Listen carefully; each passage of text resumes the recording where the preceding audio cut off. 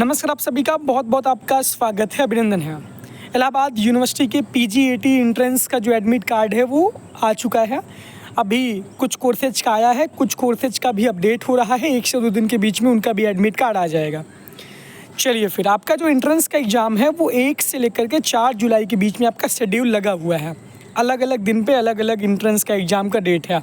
आप लोग उस शेड्यूल को भी जान लिए होंगे, इसके पहले मैंने वीडियो में बताया भी है। बाकी जब आपका एडमिट कार्ड आ जाएगा तो ऑटोमेटिक आपको ये पता चल जाएगा कि आपका एंट्रेंस का शेड्यूल कब है, कब क्या नहीं है। बहुत सारे बच्चे परेशान हैं कि एडमिट कार्ड को कैसे डाउनलोड करें। जब आप इलाहाबाद यूनिवर्सिटी की साइट पे विजिट करेंगे, मेन साइट पे, तो वहाँ पे ऊपर एकदम इंस्ट्रक्शन पे पीजी एडमिशन के जब पोर्टल पे जाएंगे तो ऑटोमेटिक वहाँ पे लिंक दिया गया है। बाकी हमारे Telegram channel Allahabad university express पे भी लिंक दिया गया है, उसका आप वहाँ से डाउनलोड कर सकते हैं। आप लोग उसको फॉलो कर लीजिए। आज इस वीडियो के माध्यम से हम बता रहे हैं कि आपको कौन कौन से बेसिक जो आपके लिए इंस्ट्रक्शन है कि आप एग्जामिनेशन सेंटर पे किस तरीके से जाएं। बहुत आप परेशान हो रहे हैं, और देखिए, परेशान आपको नहीं होना है। इस वीडियो को देख लीजिए, क्या क्या लेकर जाना है, कैसे क्या करना है, सारी चीज़ें इस वीडियो के माध्यम से हम आपको बता दे रहे हैं। देखिए, आप इसके पहले भी एग्ज़ाम दिए होंगे, बहुत सारे एग्ज़ाम, क्योंकि आप पीजी का एंट्रेंस दे रहे हैं तो यूजी का एंट्रेंस आप देकर ही कहीं ना कहीं एडमिशन लिए होंगे। इस बीच आपने बहुत सारी परीक्षाएं भी दी होंगी, तो आपको एकदम बेसिक आइडिया है कि एग्ज़ाम सेंटर पे लेके क्या जाना है। ऑफलाइन ऑनलाइन दोनों मोड में परीक्षाएँ अलग अलग हो रही हैं। जिनका जो मोड है वो अपने एडमिट कार्ड पर आप लोग जो सेलेक्ट किए होंगे वो आ गया होगा। जो विद्यार्थी ऑफलाइन मोड में परीक्षा देने जा रहे हैं, जो विद्यार्थी ऑनलाइन मोड में परीक्षा देने जा रहे हैं, आपके पास ज़रूरी होना चाहिए आपका एडमिट कार्ड जो आप डाउनलोड करेंगे। एडमिट कार्ड अच्छे से डाउनलोड करिए। बहुत लोग कहते हैं कि जो इंस्ट्रक्शन वाला पेज है उसको भी लेके जाएं। अगर उसको करवा लेते हैं तो कोई आपका चला नहीं जाएगा। 2-3 जो भी इंस्ट्रक्शन हैं वो लिखे रहेंगे। तो पहली बात तो छोटी छोटी चीज़ें इतना ज़्यादा मतलब आप लोग उसको एकदम हाई बना दिया करिए कि आपके पास बेसिक अंडरस्टैंडिंग होनी चाहिए। एडमिट कार्ड आप डाउनलोड करिए। जो एडमिट कार्ड आपका आ रहा है उसमें इंस्ट्रक्शन वाला पेज भी डाउनलोड कर लेंगे तो उससे आपको कुछ हो नहीं जाएगा। एडमिट कार्ड के साथ साथ आपका एक वैलिड आईडी प्रूफ होना चाहिए। पासपोर्ट, पैन कार्ड, आधार कार्ड, जिसमें आपकी फ़ोटो भी हो। तो वैलिड आईडी प्रूफ आपके पास आपका एडमिट कार्ड हो जाएगा, एक आपका आईडी प्रूफ हो जाएगा। इसके साथ साथ आप अपने पास फ़ोटो भी लिए रहिए कि कम से कम 2 फ़ोटो अपनी ओरिजिनल आप लिए रहिएगा। अब ज़रूरी नहीं कि जो फ़ोटो आप अपने फरमों में डाले थे वही फ़ोटो चाहिए। आपके पास फ़ोटो होनी चाहिए, 2 फ़ोटो आप ले लीजिएगा। आपके पास काली बाल पॉइंट पेन होनी चाहिए, यानी नीली पेन नहीं, जेल पेन नहीं, बाल पेन होनी चाहिए। यानी कि जो 5 रुपये की लिंक स्टार पेन आती है या 15 रुपये की जिसकी मोटी नीब हो, क्योंकि OMR शीट पे जब आपको गोला करना रहेगा तब आपको उसकी ज़रूरत पड़ेगी। इसके साथ साथ जो ऑनलाइन मोड में परीक्षा देने बच्चे जा रहे हैं उनके लिए तो कंप्यूटर पे ही मामला रहेगा, लेकिन रफ ऑफ करने के लिए आपके लिए एक पेन की आवश्यकता रहेगी। रफ शीट आपको सेंटर पे दिया जाएगा। ये सारी चीज़ें तो आपके पास हो गई। आपको क्या क्या लेकर जाना है। आप ट्रांसपेरेंट बॉटल भी लेके जा सकते हैं। बिस्लरी का बॉटल लीजिए, उसके ऊपर से जो पॉलीथीन लगी रहती है उसके ऊपर से जो स्टिकर, उसको फाड़ दीजिए, ट्रांसपेरेंट बॉटल हो जाएगा। कोई भी इलेक्ट्रॉनिक सामान लेकर मत जाइएगा। सारी चीज़ें आपको ये यहाँ से बता दे रहा हूँ, इतने आप खुद समझदार हैं।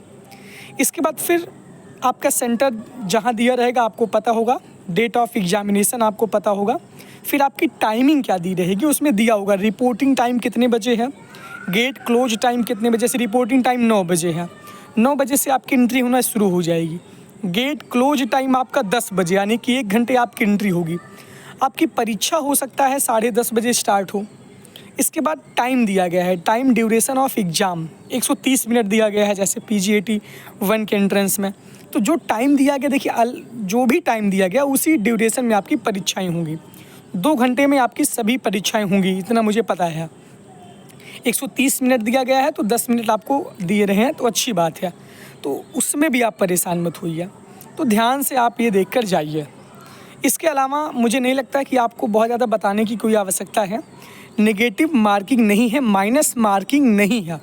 सारे सवाल अटेम्प्ट करिएगा, माइनस मार्किंग नहीं है। इसके साथ साथ बहुत सारे बच्चे परेशान हो रहे हैं, जैसे मान लीजिए जिन्होंने 2 विषय से PGAT का एंट्रेंस भरा है, MA का। तो 2 विषय का जो एंट्रेंस है, दोनों पेपर एक ही पेपर में आएगा आपका। यानी कि 50 सवाल जो आपके कॉमन GS के रहेंगे 2-2 नंबर के वो, और 50 सवाल एक सब्जेक्ट का जो 4 नंबर का रहेगा, 50 सवाल दूसरे सब्जेक्ट का रहेगा जो आपने सेकंड सब्जेक्ट पढ़ा है, वो भी 4 नंबर का रहेगा। इन दोनों को सबको आपको 2 घंटे के अंदर करना होगा, उसके लिए आपको एक्स्ट्रा टाइम नहीं मिलेगा। यानी जो भी पेपर है आपका, मान लीजिए आपने ये में एक विषय से भरा है तब भी आपको 2 घंटे मिलेंगे, 2 विषय से भरा है तब भी आपको 130-120 मिनट जो भी आपके टाइम लिखे हुए वो मिलेंगे। LLB का भी इंट्रेंस ऐसे होगा, 150 सवाल रहेंगे, 2 घंटे का टाइम रहेगा। ये सारी चीज़ें आपको बेसिक पता होनी चाहिए। जो भी टाइम है आपके एडमिट कार्ड पे लिखा रहेगा, आप उसको देख लीजिएगा। उसके बाद फिर परेशान मत होइएगा। ये सारी चीज़ें हैं। इसके बाद भी अगर आपके मन में कोई डाउट है तो आप डाउट को पूछ सकते हैं कमेंट बॉक्स में मैसेज करके। बाकी हमारे टेलीग्राम इलाहाबाद यूनिवर्सिटी एक्सप्रेस को, इंस्टाग्राम इलाहाबाद यूनिवर्सिटी एक्सप्रेस को ज्वाइन कर लीजिए। ये बेसिक चीज़ें हैं जो आपको बताना ज़रूरी था। परेशान मत होइए, फालतू 10 जगह मत भटकिए। अभी आपका बहुत इम्पॉर्टेंट फेज चल रहा है क्योंकि अभी 1 हफ्ते बचे हुए हैं, 5-6 दिन बचे हुए हैं। यही आपको बूस्ट करना चाहिए। करंट अफेयर्स में डाल रहा हूँ, आप जितना पढ़ पाइए उतना पढ़िए। लूसेंट का सारा लीजिए, सारी चीज़ें करंट पढ़िए, GS पढ़िए, सब्जेक्ट पे फोकस करिए जहाँ से आपका बहुत मैक्सिमम मार्क आपका गेन हो रहा है। ये जानकारी थी, ये बातें थी, आपसे शेयर करनी थी। मैंने आपसे अपनी बातें शेयर की। इसके बाद अगर आपको कहीं लग रहा है कि इसके अलावा भी कुछ बताना ज़रूरी है तो उसको आप कमेंट बॉक्स में मैसेज कर दीजिए, हम आपको बता देंगे। लेकिन इन्फॉर्मेशन के दौर में इतनी सारी सूचनाएं आपको सूचना की ज़रूरत ही नहीं है भाई। आपके पास बेसिक कॉमन सेंस होगा तो फालतू मत भटकिए, शांति से पढ़िए, सिर्फ़ और सिर्फ पढ़िए। Thank you.